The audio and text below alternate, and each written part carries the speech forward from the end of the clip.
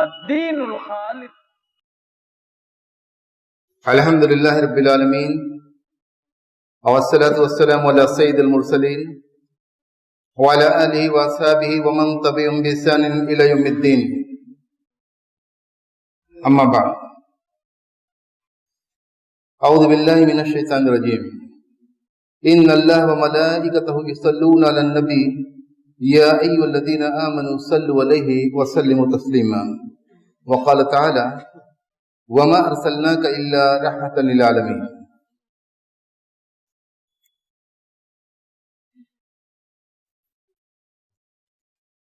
قرآن کریم میں سورہ احزاب کی یہ بے حد جانی پہچانی اور مشہور آیت کریمہ ہے،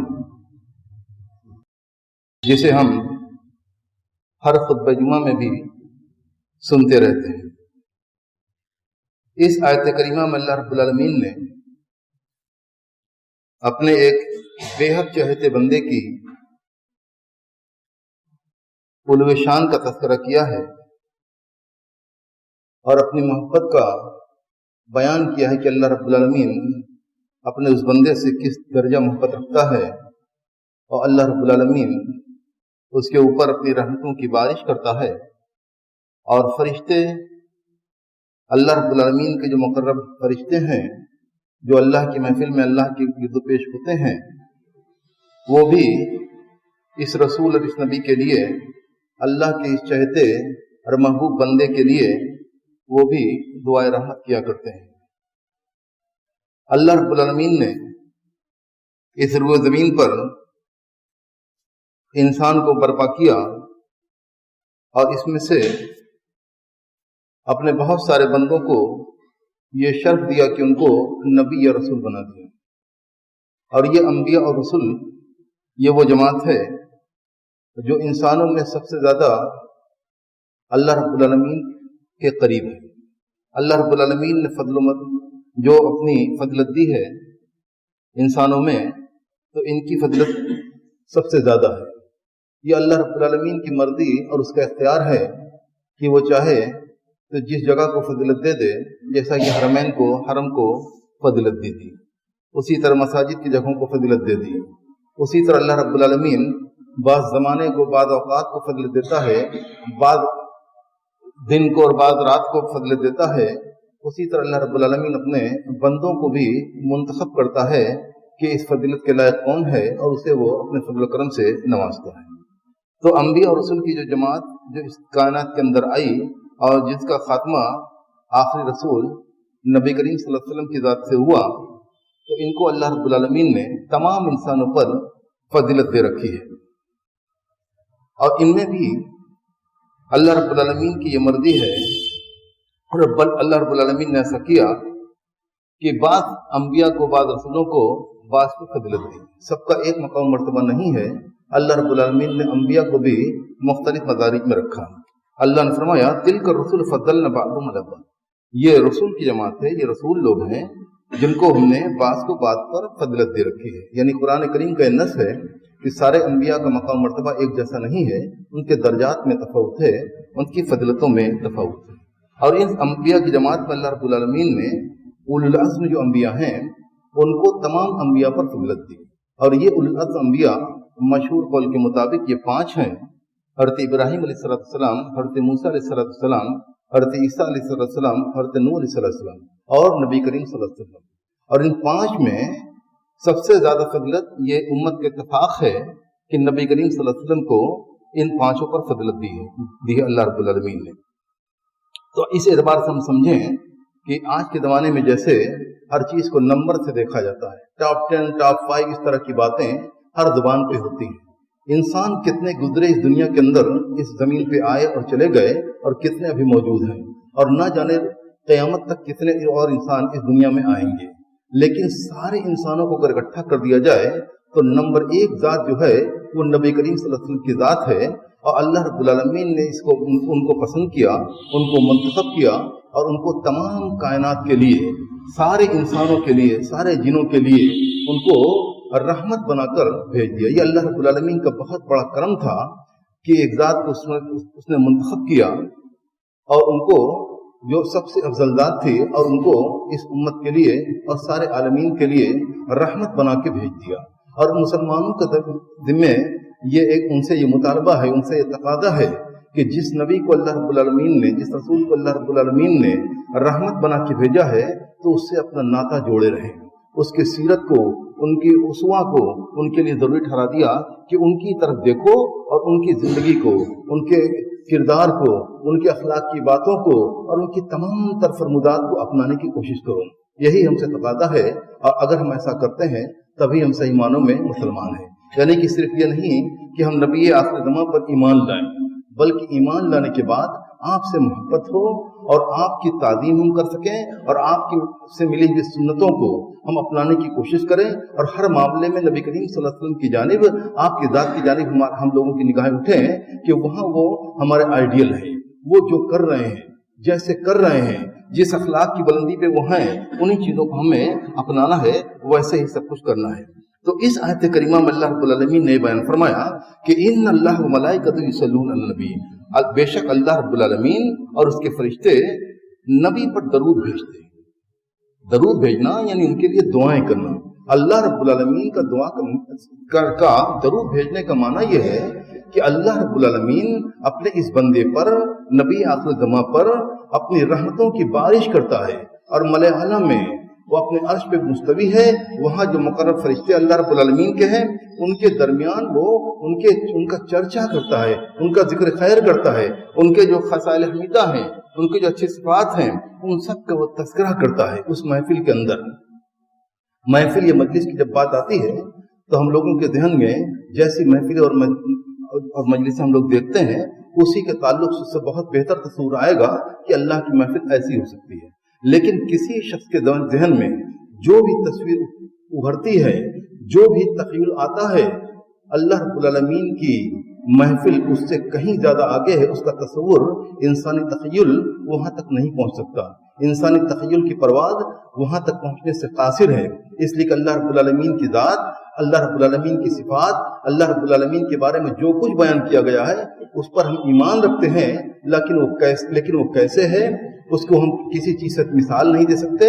وہ سننے اور دیکھنے والا ہے، لیکن اس جیسی کوئی چیز نہیں ہے. اس چیز کو ہم ذہن میں رکھیں اور یہ تصور کریں کہ اللہ رب العالمین جو عرش پہ مستوی ہے، اگر کسی بندے کے لیے وہ ذکر خیر کر رہا ہے، اور فرشتوں کے درمیان وہ ذکر خیر کر رہا ہے، تاکہ فرشتے ذکر خیر سن کر، آپ کے خصائل حمیدہ کو سن کر، آپ کی اچھی باتوں کو، اخلاق کی باتوں کو سن کر ان کے دل کے اندر محبت جاگے، اس ذات کی عظمت ان کے دلوں کے اندر بیدار ہو جائے، اور وہ ذات سے محبت کرنے لگیں، اور محبت کر رہے ہیں، مزید محبت بڑھ جائے، تعظیم اور عظمت ان کی اور زیادہ بڑھ جائے، اور وہ اللہ رب العالمین سے دعائیں کرنے لگیں کہ اللہ تو اس ذات کے مقام مرتبے کو اور بلند کر دے، اس کی شان کو اور بڑھا دے.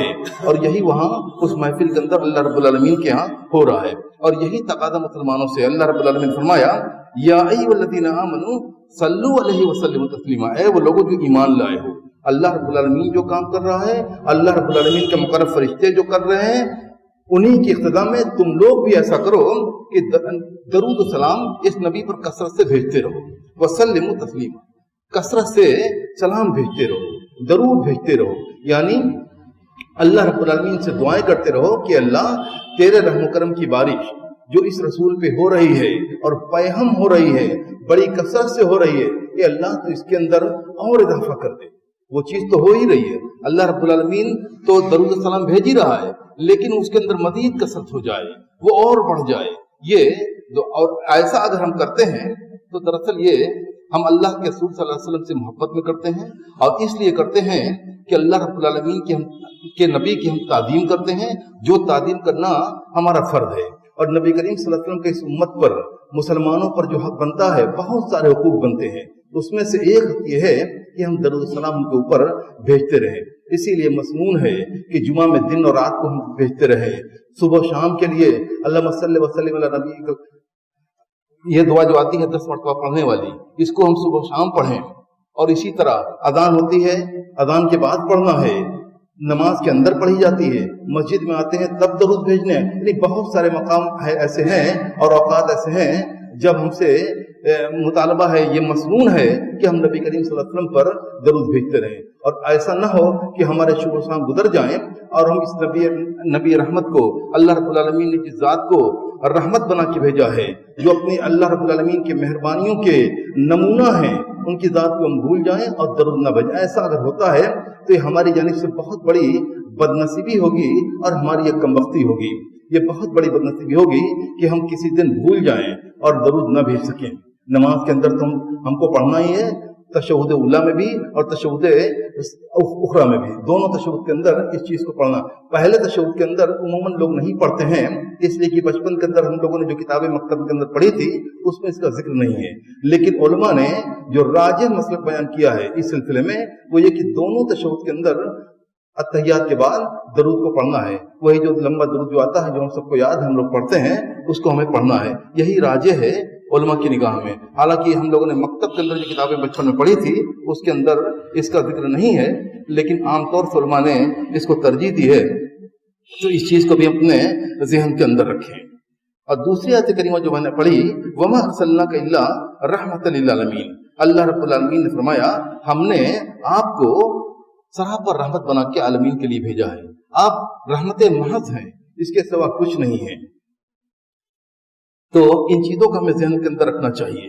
ہم جو کرتے ہیں تو اللہ کے رسول صلی اللہ علیہ وسلم درود بھیجتے ہیں تو ایک تو یہ کہ ہم ان کا جو حق ہمارے اوپر ہے کسی حد تک کوشش کرتے ہیں کہ وہ ادا ہو جائے، ایک نہ ہی ادا ہو جائے۔ اور دوسری چیز یہ ہے کہ بغیر درود بھیجے ہمارا ایمان بھی ناقص ہے۔ نبی کریم صلی اللہ علیہ وسلم سے محبت رکھنا یہ ہمارے ایمان کا حصہ ہے، اس کا جزو اساسی ہے، اسی سے اس کی تکمیل ہوتی ہے۔ تو ہمیں اپنے ایمان کو مکمل کرنا ہے تو رسول سے محبت رکھنی ہے اور ان کے لیے درود السلام بھیجنا ہے، نبی کی تعظیم کرنی ہے، آپ سے محبت رکھنی ہے، آپ کا احترام کرنا ہے۔ اور سب سے مزید یہ کہ ہم کو اپنے نیکیوں کی فکر ہونی چاہیے۔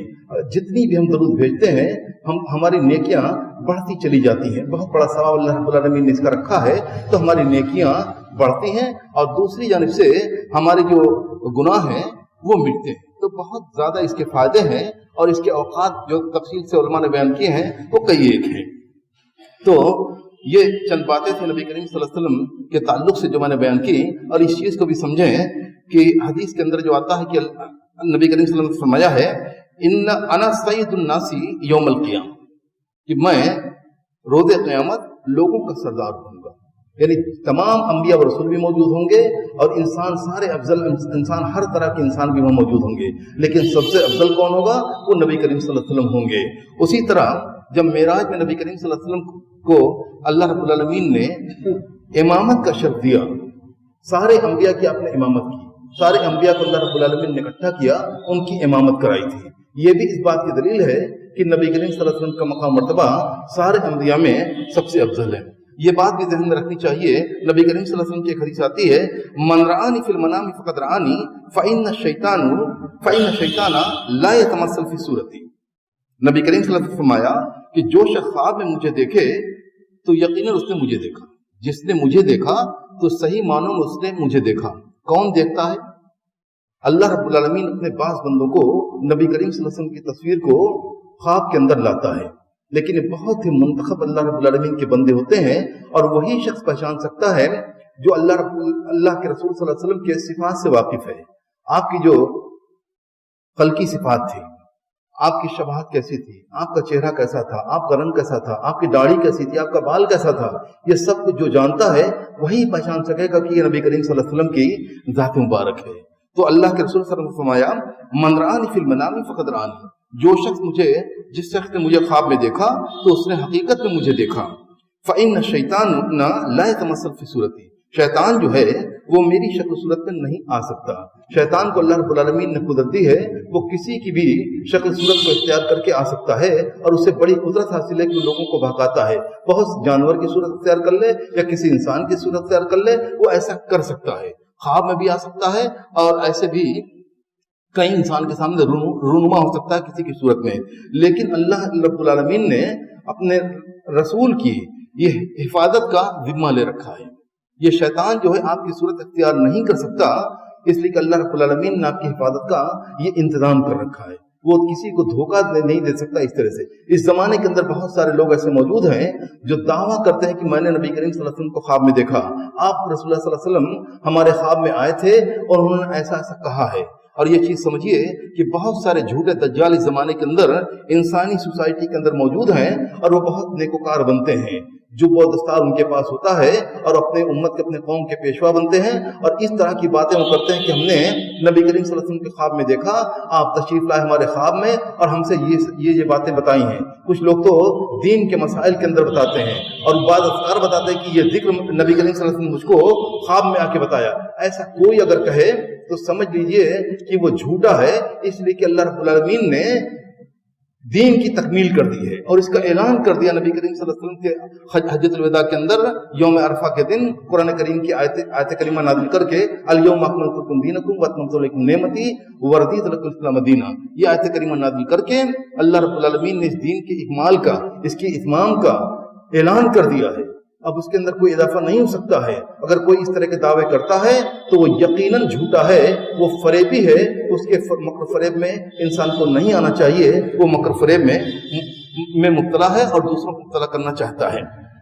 یا اس چیز کو بھی سمجھیں، اس زمانے میں لوگ نبی کریم صلی اللہ علیہ وسلم کی تصویر بنانا چاہتے ہیں، تصویر بنا کر اہانت رسول صلی اللہ علیہ وسلم، وہ نبی کریم صلی اللہ علیہ وسلم کی اہانت کرنا چاہتے ہیں۔ یہ چیز بھی ذہن میں رہے کہ اللہ رب العالمین نے آپ کو محفوظ کر رکھا ہے، آپ کی حفاظت کا ذمہ لے۔ شیطان جو اصل شیطان ہے وہ تو نبی کریم صلی اللہ علیہ وسلم کی صورت اختیار نہیں کر سکتا، یہ انسانوں میں جو شیطان ہوتے ہیں وہ ایسا کیسے کر سکتے ہیں؟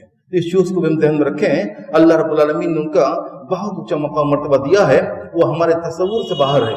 اللہ رب العالمین کے وہ محبوب بندے ہیں، اللہ رب العالمین بے حد محبت اور بے حد پیار رکھتا ہے اپنے آخری رسول سے اور آپ کی ذات سے، اور اس امت کو بھی تقاضا ہے کہ نبی کریم صلی اللہ علیہ وسلم سے محبت رکھیں گے تبھی ہم اللہ پر جو ہمارا ایمان ہے وہ ایمان مکمل ہوگا۔ وآخر دعوانا الحمدللہ رب العالمین۔